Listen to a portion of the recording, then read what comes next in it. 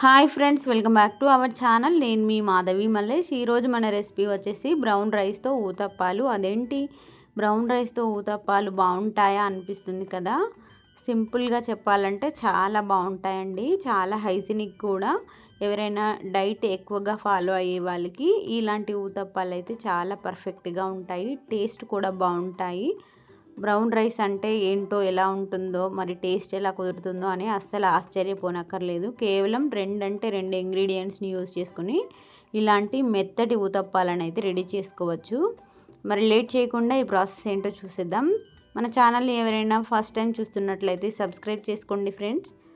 మరి ఇలాంటి స్పాంజీ లాంటి బ్రౌన్ రైస్ ఊతప్పాలు రావాలి అంటే ఈ ఫుల్ వీడియో చూసేయండి. మరి లేట్ చేయకుండా ఈ ప్రాసెస్లోకి అయితే వెళ్ళిపోదాం.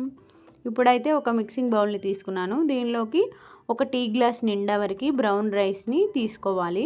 ఇక్కడ నేను తీసుకున్న ఈ క్వాంటిటీకి అయితే ఇద్దరికి అయితే పర్ఫెక్ట్గా సరిపోతాయండి. మరి ఎక్కువ కావాలి అనుకుంటే ఇంకాస్త బ్రౌన్ రైస్ని ఎక్కువ వేసుకోవడమే. ఇలా ఒక టీ గ్లాస్ వరకు బ్రౌన్ రైస్ని తీసుకొని దీనిలోకి అదే గ్లాస్తో 3/4 కప్పు నిండా వరకు కేవలం మినపప్పుని మాత్రమే తీసుకున్నాను. అంటే వేరే ఏ ఇతర నట్స్ వేయకుండా కేవలం మినపప్పును మాత్రమే వేసుకున్నానండి. అలాగే ఒక 10 నుంచి 15 వరకు మెంతులను కూడా వేసుకొని ఒక 2 సార్లు బాగా కడిగి తీసుకోవాలి. ఇలా బాగా కడిగేసిన తర్వాత నీళ్ళన్నీ వంపేసి ఈ బౌల్ నిండా వరకు వాటర్ని వేసేసి ఒక 7 నుంచి 8 గంటలు అయితే పర్ఫెక్ట్గా నానబెట్టాలండి. ఇలా రైస్ మొత్తం మునిగేంత వరకు వాటర్ పోసి ఇంకాస్త ఎక్కువగానే వాటర్ని అయితే వేయాలి. వేసిన తర్వాత ఒక 7-8 గంటలు నానబెట్టేసుకోవాలి. ఇలా నానబెట్టేయడానికి ముందు మూత పెట్టేసుకుంటే సరిపోతుంది. చూసారు కదా ఫ్రెండ్స్, ఒక 7-8 గంటల తర్వాత చూపిస్తున్నాను.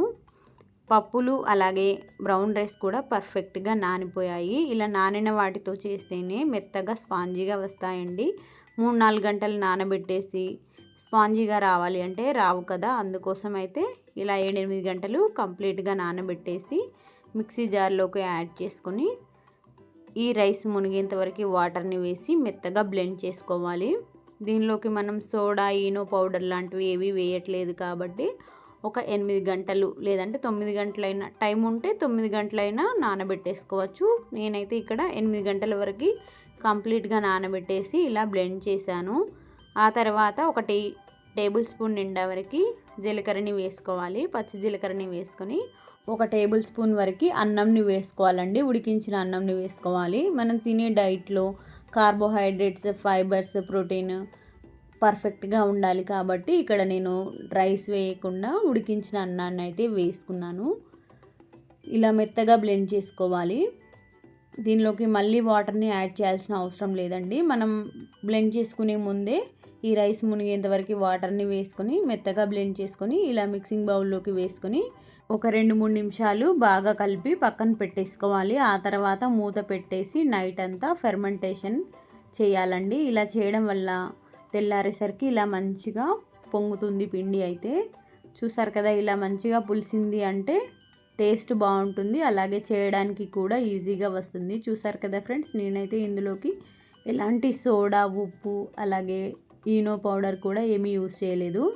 ఇలా మొత్తం ఫెర్మెంటేషన్ అయిపోయిన తర్వాత బాగా కలిపేసి టేస్ట్కి సరిపడా ఉప్పును అయితే వేసుకోవాలి. నేనైతే ఇక్కడ 1/2 టేబుల్ స్పూన్ వరకు ఉప్పును వేసానండి.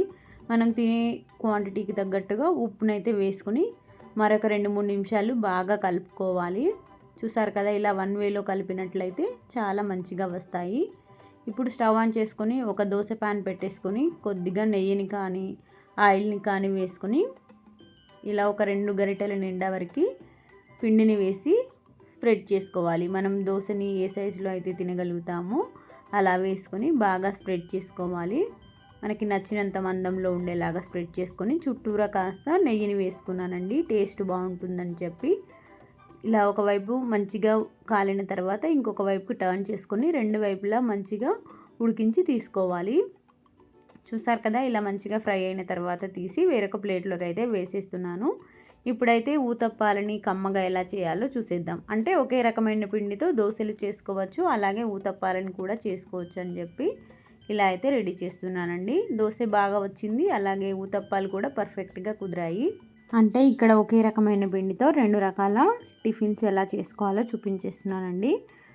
మనం బ్లెండ్ చేసుకునే దాన్ని బట్టి దోశని వేసుకోవచ్చు. అలాగే ఇలా ఊతప్పాలను కూడా వేసుకోవచ్చు. ఫస్ట్ అయితే ఒక దోశ వేశాను. తర్వాత ఇలా ఊతప్పంలాగా కాస్త మందంగా పిండిని వేసుకొని ఎక్కువగా స్ప్రెడ్ చేయకుండా మిడిల్లో ఉండేలాగా చూసుకుంటూ చుట్టూరా ఆయిల్ వేసి ఇలా రెండు వైపులా మంచిగా కాల్చాము అంటే ప్లెయిన్ ఊతప్పం కమ్మగా రెడీ అవుతుంది. చూసారు కదా, ఇది కాస్త ఉడకడానికి ఎక్కువ టైం పట్టినప్పటికీ మూత పెట్టేసి లో ఫ్లేమ్లో మంచిగా ఉడికించుకోవాలి.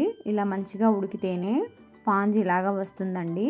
టేస్ట్ అయితే చాలా బాగుంటుంది. మనకి నచ్చిన టొమాటో చట్నీతో కానీ, పల్లి చట్నీ, పుట్నాల చట్నీ, కోకోనట్ చట్నీ ఇలా దేనితోనైనా సర్వ్ చేసుకోవచ్చు. నేనైతే ఇక్కడ ఒక 2 ప్లెయిన్ ఊతప్పాలు, ఒక దోశ ఇదే పిండితో చేశాను. మిగిలిన పిండి మొత్తం కూడా కొన్ని ఇంగ్రీడియంట్స్ని యాడ్ చేసుకొని ఊతప్పాలను అయితే రెడీ చేశానండి. టేస్ట్ కోసం చట్నీ అనేది అవసరం లేకుండా కూడా చేసుకున్నాను. టేస్ట్ అయితే చాలా బాగా నచ్చింది నాకైతే. మీరు కూడా ఒకసారి తప్పకుండా ట్రై చేయండి ఫ్రెండ్స్. ఇలా వేశారు కదా, ఒకవైపు ఫ్రై అయిన తర్వాత ఇంకొక వైపుకి టర్న్ చేసుకొని రెండు వైపులా ఎర్రగా మారేంత వరకు ఉడికించండి. ఇలా ఉడికిన తర్వాత తీసి వేరొక ప్లేట్లోకి వేసి పెట్టుకోండి. చూసారు కదా, ప్లెయిన్ ఉత్తప్పాలు ఎంత చక్కగా వచ్చాయో. అదేవిధంగా మిగిలిన పిండితో కొన్ని క్యారెట్ ముక్కలు, ఉల్లిపాయలు, కరివేపాకు, పచ్చిమిర్చి కూడా వేసేసుకొని అంతా బాగా కలిపేసుకున్నాను. అంటే దీనిలోకి ఏ విధమైన వాటర్ని యాడ్ చేయలేదు. ఇందులో వేసిన ఇంగ్రీడియంట్స్ అన్నీ కూడా పిండిని బట్టి వేసుకోవాలి. ఇంగ్రీడియంట్స్ ఎక్కువై పిండి తక్కువైనా కూడా మనకి ఊతప్పాలు చేయడానికి రాదు. కాబట్టి ఒక ఉల్లిపాయ, ఒక మీడియం సైజు ఉల్లిపాయ, క్యారెట్, ఒక 2 పచ్చిమిర్చి, కరివేపాకు వేసుకొని ఇలా మందంగా స్ప్రెడ్ చేసుకోవాలి. పల్చగా స్ప్రెడ్ చేసినట్లయితే విరిగిపోతుంది. అలా కాకుండా మిడిల్లోనే వేసుకొని కాస్త మందంగా స్ప్రెడ్ చేసుకొని చుట్టూరా ఆయిల్ కానీ నెయ్యి కానీ వేసి మూత పెట్టేసి లో ఫ్లేమ్లో ఉడికించుకోవాలి. ఇది కూడా ఇందులో వేసిన ఇంగ్రీడియంట్స్ లోపల నుంచి ఉడకాలి అంటే లో ఫ్లేమ్లోనే ఉడికించండి. ఇలా ఉడికిన తర్వాత ఇంకొక వైపుకి టర్న్ చేసుకొని రెండు వైపులా కూడా మంచి రంగు వచ్చేంత వరకు ఉడికించుకోవాలి. కాస్త టైం పట్టినప్పటికీ టేస్ట్ బాగుండాలి అంటే కాస్త టైం పెట్టినా పర్వాలేదండి, చాలా బాగుంటాయి. డైట్ చేసే వాళ్ళకైతే ఇంకా బాగుంటాయి. ఇలాంటి బ్రేక్ఫాస్ట్ని రెడీ చేసుకోవడం వల్ల చట్నీ కూడా అవసరం ఉండదు. చూసారు కదా, మిగిలిన పిండిని కూడా ఇదే విధంగా వేసేసుకొని కాస్త మందంగా స్ప్రెడ్ చేసుకొని చుట్టూరా ఆయిల్ వేసి మూత పెట్టేసుకొని లో ఫ్లేమ్లోనే ఉడికించుకోవాలి. ఒకవైపు ఫ్రై అయిన తర్వాత తీసి ఇంకొక వైపుకి టర్న్ చేసుకోవడమే. ఇందులో మనం ఎక్కువ ఆయిల్ వేయడానికి కూడా ఉండదు. చాలా తక్కువ ఆయిల్తోనే ఈ కమ్మనైన రుచికరమైన ఊతప్పాలను అయితే రెడీ చేసుకోవచ్చు. బ్రౌన్ రైస్ ఊతప్పాలు చాలా పర్ఫెక్ట్గా వస్తాయి. ఈనో సోడా కూడా నేనైతే వేయలేదండి. ఎవరికైనా ఇంకాస్త మెత్తగా రావాలి, ఇంకాస్త లావుగా ఉండాలి అనుకుంటే సోడా ఉప్పునైతే వేసుకోవచ్చు. నాకైతే అంతగా హెల్త్కు పడదు కాబట్టి నేనైతే వేయలేదు. సో ఇలా చేసిన వాటిని ఇలాగే కంప్లీట్గా తీసుకోవచ్చు, లేదంటే ఏదైనా చట్నీలో కూడా తీసుకోవచ్చు. ఇలాంటి రుచికరమైన బ్రేక్ఫాస్ట్ని ఎవరైనా తీసుకోవచ్చండి, చాలా బాగుంటుంది. నచ్చితే ట్రై చేయండి. Thank you for watching.